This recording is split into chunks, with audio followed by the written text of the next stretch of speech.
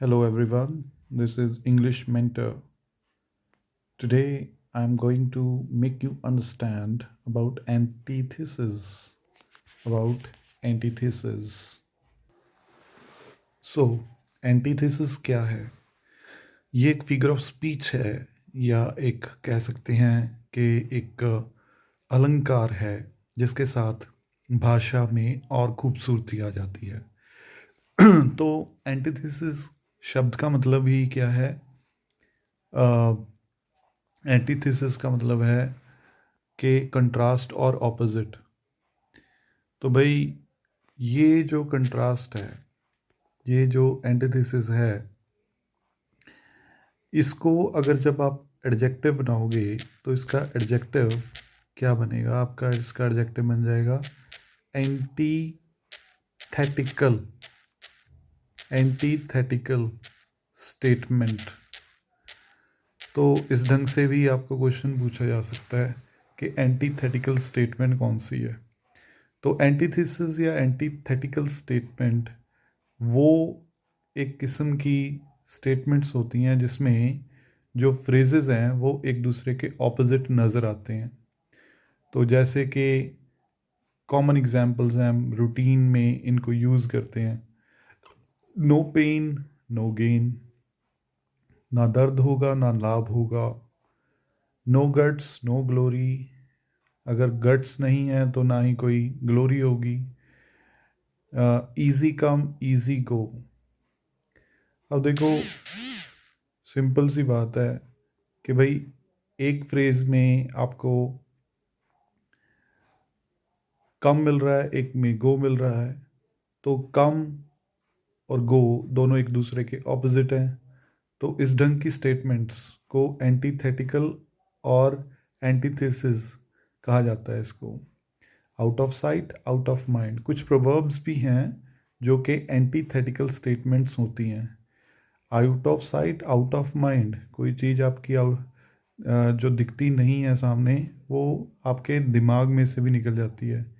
इसीलिए तो कहते हैं कि भाई अपना एक नोटिस बोर्ड रखो, उसके ऊपर अपना प्लान करते रहो। कुछ और कॉमन एग्जांपल्स जैसे कि जो एक प्रोवर्ब के रूप में आपको मिलती है, speech is silver but silence is gold. तो आधे फ्रेज में स्पीच की बात, आधे में साइलेंस की बात। तो बोलते हो वो जो बोलोगे वो क्या है? सिल्वर है, चांदी है। जो साइलेंस है, शांति है, वो सोना है, गोल्ड है। तो ये है आपका एंटीथेसिस। एंटीथेसिस शब्द जो अरिस्टोटल की किताब रेट्रिक में, ये एंटीथेसिस पहली बार 4th सेंचुरी बीसी में ये शब्द मिला। अब हम बात करेंगे लिटरेचर में कहाँ कहाँ पे एग्जाम्पल्स मिलती हैं। तो कोई अनोनिमस राइटर था, उसने कहा मैन प्रपोजेस गॉड डिस्पोजेस, कि जो इंसान है वो प्रपोज करता है, वो भगवान उसको डिस्पोज कर देता है। ठीक है, इसी ढंग से शेक्सपियर ने कहा give every man thy year but few thy voice. कहता हर एक बंदे को अपना कान दो पर कुछ को अपनी आवाज़ दो। मतलब सभी लोगों की सुनो और बस कुछ को जो कि तुम्हारे भरोसे योग हैं उनको आवाज़ दो, उनके साथ बात करो। तो ईयर और वॉइस ये जो है एक दूसरे के ऑपोजिट हो गए। आपने सिर्फ ऑपोजिट शब्द ढूंढने हैं, उन ऑपोजिट शब्द से आपको क्लैरिटी हो जाएगी कि भाई ये जो स्टेटमेंट है ये एंटीथेटिकल स्टेटमेंट है। अब जॉन मिल्टन का तो कितना पॉपुलर रहा है पैराडाइज लॉस्ट की ये जो लाइन है, जो कि सेटन कहता होता है। वो कहता है better to reign in hell than serve in heaven. तो इसमें भी देखो ऑपोजिट शब्द मिल रही हैं, एक हेल हो गया तो दूसरा हेवन हो गया। कहता कि अच्छा होगा कि हेल में ही राज कर लें, ना कि हम हेवन में जाके भगवान की सेवा करें। नील आर्मस्ट्रॉन्ग की बड़ी स्टेटमेंट है। ये जो स्टेटमेंट है ये एक स्पीच में मिलती है। Neil Armstrong, the man who was the one who first time stepped on moon. तो नील आर्मस्ट्रॉन्ग कहता है that's one small step for a man one giant leap for mankind. तो देखो इसमें ऑपोजिट शब्द ढूंढ लो। स्मॉल स्टेप हो गया और जायंट लीप हो गया। स्मॉल स्टेप मतलब छोटा कदम, जायंट लीप मतलब जायंट होता है बहुत बड़ा, और लीप होता है छलांग। कहता है ये जो छोटा कदम है इंसान का, छोटा सा कदम है, एक छोटा सा कदम यानी कि चांद के ऊपर, ये एक बड़ी छलांग है मैनकाइंड की, मनुष्यता की।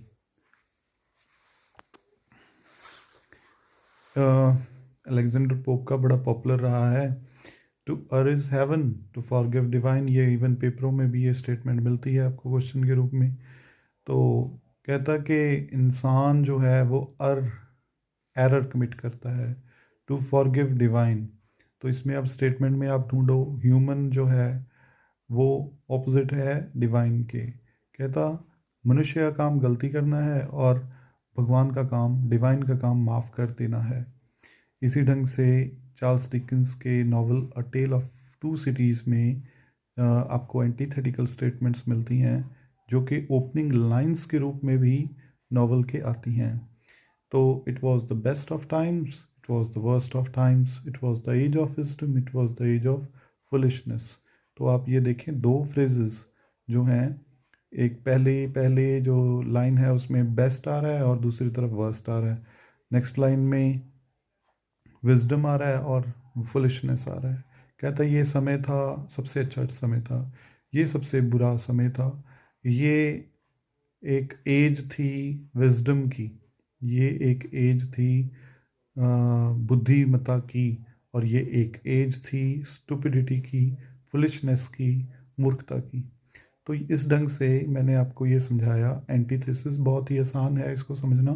बस बात ये है कि आपको एक एग्जाम्पल याद रखनी पड़ेगी। एग्जाम्पल आप याद रख लें सिंपल सी, क्योंकि अगर आपको एग्जाम्पल साथ में याद रहती है तो आपको ये जो टाइटल होता है वो भी याद रहता है। तो एंटीथेसिस को आप जब भी कभी एंटीथेसिस की बात हो तो आप पहली statement no pain no gain इसको याद रखें।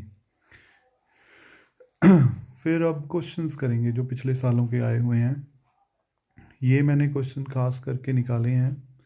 तो कमाल की बात यह है कि जब से नेट का पेपर शुरू हुआ है सिर्फ 2 बार ही एंटीथेसिस के ऊपर क्वेश्चन आया है, पर है तो इम्पोर्टेंट। तो यहाँ पे देखो अब स्टेटमेंट देखते हैं। United we stand, divided we fall. अब देखो दो फ्रेजेस हैं। कहता यूनाइट का ऑपोजिट हो गया डिवाइड, स्टैंड का ऑपोजिट हो गया फॉल। तो दो दो शब्द आ रही हैं जो कि एंटीथेटिकल हैं। अच्छा, कई बार ये पूछने लग जाते हैं कि भाई ये जो एंटीथेसिस है ये किसी एक टर्म है जिसके ऑपोजिट है, ऑक्सीमोरॉन है एक टर्म, उसमें भी ऑपोजिट टर्म्स जो हैं वो एक दूसरे के साथ जोड़ी जाती हैं। पर मैं आपको यहाँ पे क्लियर करना चाहता हूँ कि जो ऑक्सीमोरॉन है वहाँ पे सिर्फ 2 शब्द हैं जो कि एक दूसरे के साथ जुड़े हुए हैं। जैसे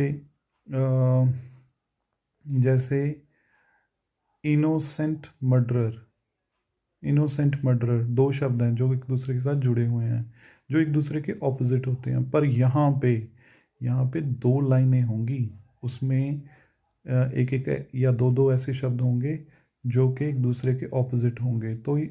तो वहाँ पे तो 2 शब्द, ऑक्सीमोरॉन में तो 2 शब्द एक दूसरे के साथ जुड़े हुए मिलते हैं, जबकि एंटीथेसिस या एंटीथेटिकल स्टेटमेंट में आपको शब्द लाइंस में, फ्रेजेस में वो शब्द होते हैं जो आपको ढूंढने पड़ते हैं। तो united we stand, divided we fall, ये हो गया आपका एंटीथेसिस। एक लाइन है किसी पोइट्री में, वो ऐसे है, fair is my love cruel and cruel as she is fair. तो यहाँ पे देखें, fair is my love and cruel as she is fair, her brow shades frown all though her eyes are Sunny. तो यहाँ पे एक तरफ लव है और दूसरी तरफ क्रूअल है, तो पहली लाइन में ही आपको एंटीथेसिस मिल गया। तो भाई ये आपका हो गया कंप्लीट एंटीथेसिस। तो मेरे चैनल को सब्सक्राइब करें, और सब्सक्राइब के अलावा आप मुझसे कोचिंग भी ले सकते हैं नेट की। और I assure you that you will have a uh, good experience with my teaching, and you will be able to crack your exam, whether you are having your assistant professor exam or any other kind of exam like UGC net, set, or any other lecturer or school level exam of English literature. Thank you so much.